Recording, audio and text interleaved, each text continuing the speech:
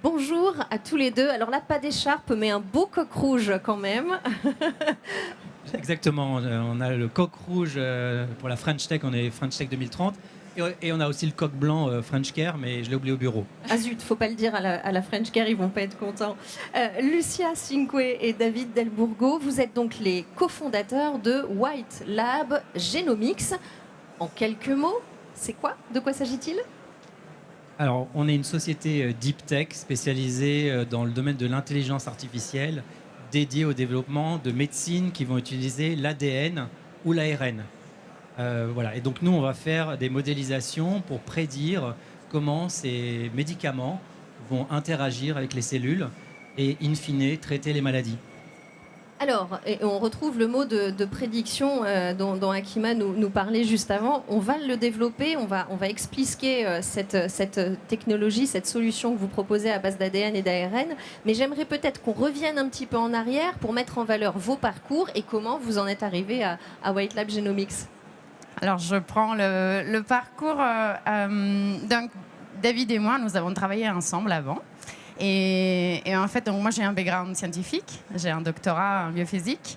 Et on était tous les deux... Enfin, moi, j'ai commencé à travailler dans une start-up innovante de l'Institut Pasteur. Et quand il est arrivé, en fait, il démarrait les opérations commerciales et il m'a intégré dans son équipe. Donc, il est possible de monter son entreprise avec son chef. Et on a super bien travaillé ensemble. Et donc, qu'est-ce qui nous a amené à White Lab? En fait, on a traversé la grande période de la découverte des ciseaux moléculaires, prix Nobel 2020 et tout ça, qui a accéléré toutes ces nouvelles thérapies où on va corriger les mutations, on va adresser les cellules pour soigner le cancer.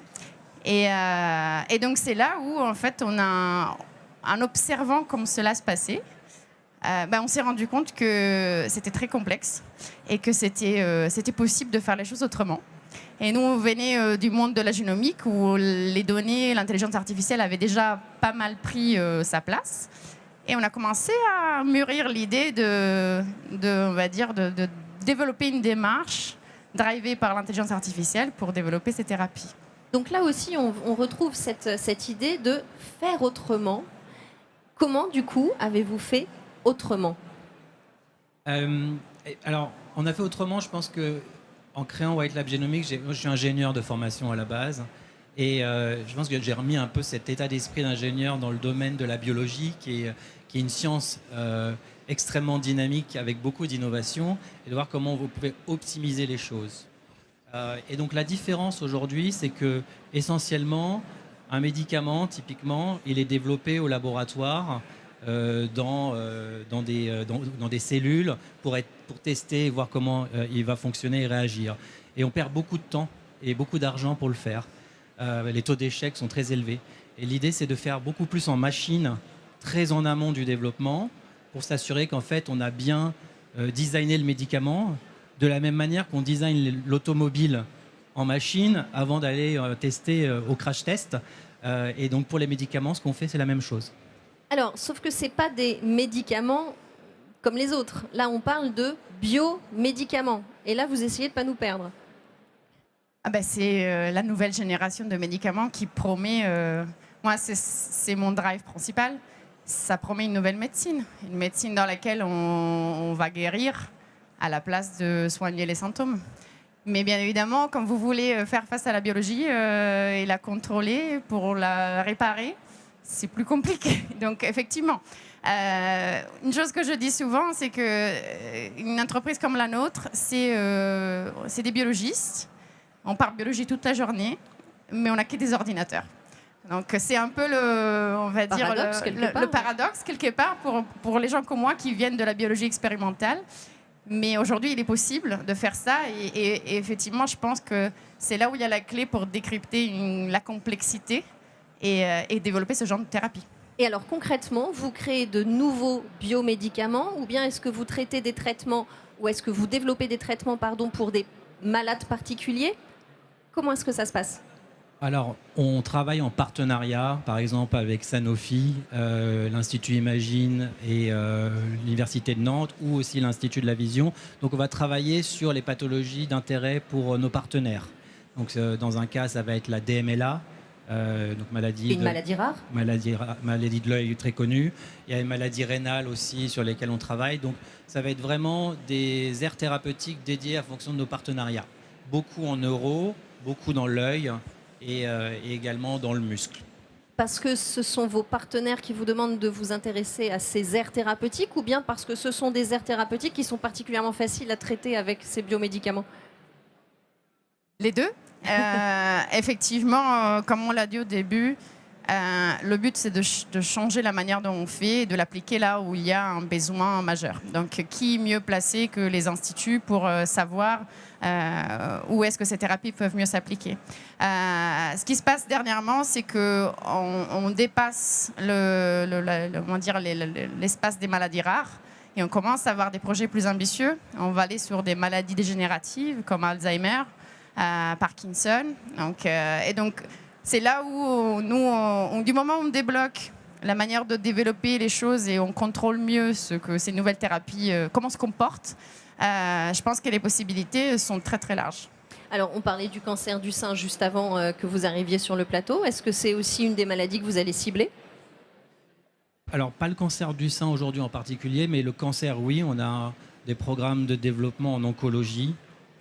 Avec un de nos partenaires, on a annoncé ça il y a quelques semaines, qui est Debiopharm, qui est une société pharmaceutique suisse. Donc on s'intéresse beaucoup au domaine de l'oncologie à travers un type de vecteur qui notamment transporte les ARN messagers. Alors, quel est aujourd'hui, si on peut faire un tableau de White Lab Genomics, vous nous avez dit beaucoup de biologistes derrière des ordinateurs, et si on met quelques chiffres et quelques perspectives, ça donne quoi pour le public? Alors, beaucoup de croissance dernièrement. Cette année, on a doublé. Donc aujourd'hui, on est un peu plus d'une quarantaine. Très fiers de dire qu'on est 55% de femmes. Donc chez nous, on va dire les statistiques des femmes scientifiques commencent à rattraper, on va dire, la courbe. Et sinon, d'un point de vue de nos objectifs, aujourd'hui, on est sur ces programmes, ils mettent en général entre 10 et 15 ans. Notre objectif avec les programmes qu'on a avec Sanofi et tout, c'est de montrer qu'on y est arrivé en un tiers du temps. Donc, en 5 ans. Idéalement, oui. Ok, grâce à cette... Voilà, donc l'idée, c'est l'intelligence artificielle s'en sert d'un process, accélère et on revalide, on accélère, on revalide. Et alors, est-ce qu'aujourd'hui, ces traitements sont déjà disponibles pour les patients? Pas encore. Et à quelle échelle ils vont l'être? Donc voilà, l'idée c'est vraiment d'accélérer ces développements pour qu'ils arrivent en 5-6 ans sur le marché.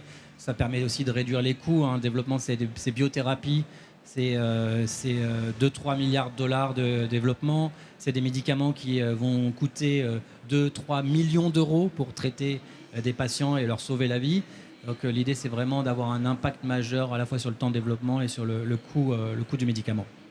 Est-ce que, pour terminer cet entretien, vous pourriez nous partager, tous les deux, votre vision du progrès? Pour moi, c'est vraiment lié un peu à ce qu'on fait. J'aimerais que mes enfants vivent dans un monde dans lequel la médecine, elle guérit. Et on comprend mieux la nutrition, qui est aussi complexe que la biologie, enfin une forme de biologie aussi peu maîtrisée, pour qu'on mange mieux et que du coup on se porte bien, qu'on n'ait pas besoin de médicaments comme ceux qu'on a aujourd'hui, et que si vraiment on a une pathologie grave, on puisse tout simplement la soigner ou l'arrêter net. Donc effectivement, la prévention avant les maladies est effectivement tout un domaine extrêmement important. Et de votre côté, votre vision du progrès? Moi, ma vision du progrès, on a vu ces 100 dernières années certaines industries être capables de faire donc l'industrie automobile, par exemple, des véhicules qui sont autonomes, des véhicules qui sont sûrs.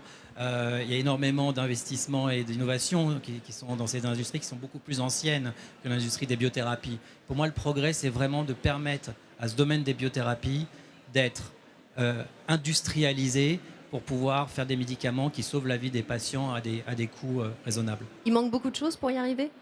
Il y a encore beaucoup de travail. Et si c'est du travail, je ne doute pas que vous en fournirez beaucoup. Merci à tous les deux pour cette présentation de White Lab Genomics.